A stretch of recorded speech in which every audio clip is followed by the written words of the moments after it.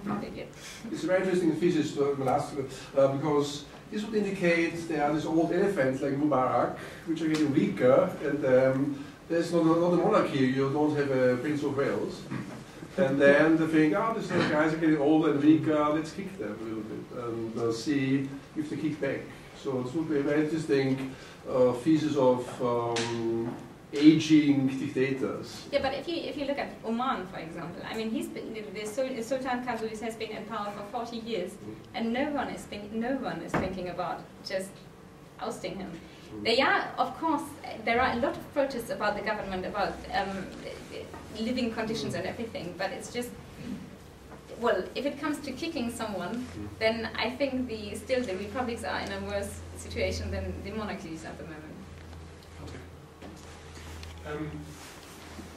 In juxtaposing or contrasting as you do the recently toppled or failed republics on the one hand versus then on the other side, and these are, as Christian was putting it, were headed by these elephants and Republican autocrats who got out of touch with the people, etc. Contrasting these with monarchies that are very traditional in their government structure, and but who have a monarch or an emir also as a head of state and government, often who is very cunning and wise and listens to the people. You seem to be placing the explanation for why we see really crass uprisings in the one set of countries but not in the others, is that there we see stability. You seem to be placing the root cause of the explanation in the political system, in the institutions mainly, if I understand you correctly, but also partly in the cunningness and so of the actual people, the kings that are just smooth operators in these Arab kingdoms, as opposed to the not so smooth Gaddafis and Barracks and so on, Mubaraks. I would like to actually offer a counter hypothesis suggesting that this contrast between republics and monarchies is just a spurious explanation, if it is intended as an explanation. Well, before you, I would just like to add that. I'm not putting the words in your mouth, and it's not actually. The thing is, I'm trying to explain why it's happening in the republics first, and why it's still not happening in the monarchies. I think one of the main reasons at the moment is living conditions. It's a kind of, I mean, if you look at the United Arab Emirates, for example, I mean, what do they have to protest against? I mean, if you're a citizen in the UAE, you're pretty well off. I mean, you'd yes. be, and I think the main reason is definitely not that some are ruled by a president and others are not, but the main reason is definitely the frustration about the living conditions and the growing gap between poor and rich, which in the UAE you can't even feel because at least if you're citizens, you're rich. But,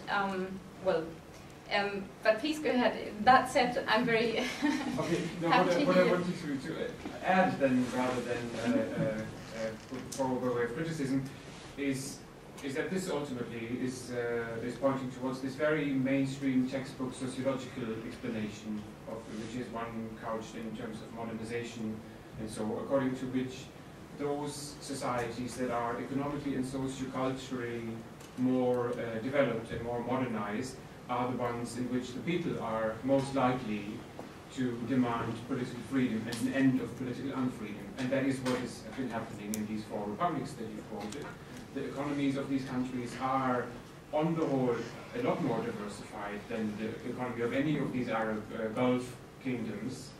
The societies are more diversified. Even in Libya you have more or less, in Egypt certainly do, but in Libya also you have proper universities, etc. You have an educated middle class and all these kind of things, whereas those, on the other hand, all those Gulf kingdoms, and I do think that Kuwait and Jordan are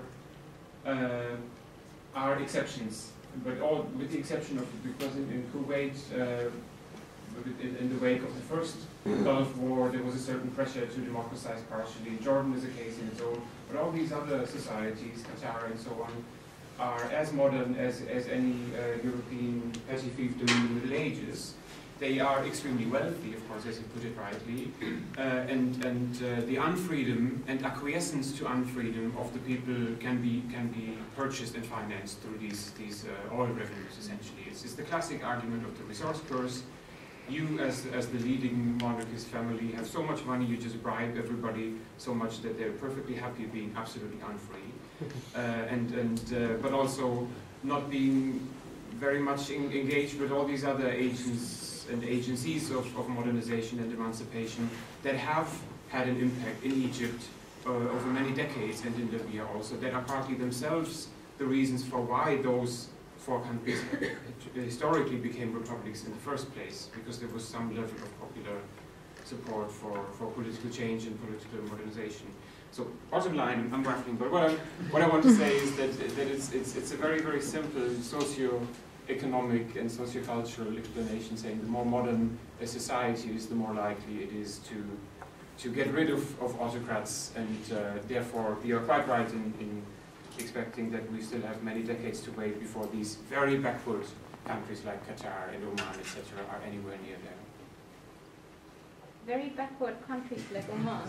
Yes, I would really like to say that, because having tons of oil and a lot of cash, and then perhaps you look at the United Emirates, having a few shopping malls, and for bored West Londoners to come to luxury hotels over the weekend on shopping trips, that's got very little to do with genuine socio-economic modernization. That's still a state of underdevelopment, but of extremely filthy rich underdevelopment. Yeah, but I like your comment. Just let me say one thing. I mean, with View to Iman, for example, how much modern could they have got during the past 40 years? I mean, if you look at the development of Oman, I find that pretty stunning. And to be top of the list, I don't know whether you can achieve much more. So it's kind of, I get your point, but sometimes it's hard to judge, I think. It's hard to judge, yeah, what they could have done. It depends on what one means by being modern. Also, exactly. Yeah. I think if I could just make one comment about this, I think there's a lot to be said about your explanation, but of course, I mean, one possible problem is, of course, that a lot of these theories that have been advanced in both by scholars of democratization and are based on historical studies of democratization of the West, which are basically based on an understanding of non-democratizing countries from the 1960s and 1970s, and that scholars since then have shown that the supposedly non-democratizing countries were actually far more modern and actually had far more of a civil society. And if that was true, then that of course would at least, I'm not saying your explanation is wrong, it was just saying it would constitute a complication for the theory. But it's I didn't want to, but there were more questions. No. Yes, please. We talked a lot about high politics, power, wealth, economy, and so on and so forth. I would like to change the focus a bit towards identity, and within identity, especially nationalism. I was visiting friends in Cairo, Egyptian friends in Cairo last September, and yeah, I got very, very much the same impression that you gained basically in your visits. But now during the revolution, they were posting on Facebook things like, "We wrote history today. We, I don't know. We started something new, basically, rebirth." On that note, and keeping in mind that most of the Middle Eastern states that we find nowadays are constructs of decolonialization and are very much still in the hands of European influence or American influence. Keeping that in mind, I want to ask, to what extent does identity, or especially nationalism, now finally find its roots, now finally starts to outgrow the systems that were imposed on the states? And how far are the revolutions processes that get rid of external things that were imposed on constructs that don't really work with a Western type democracy? Very good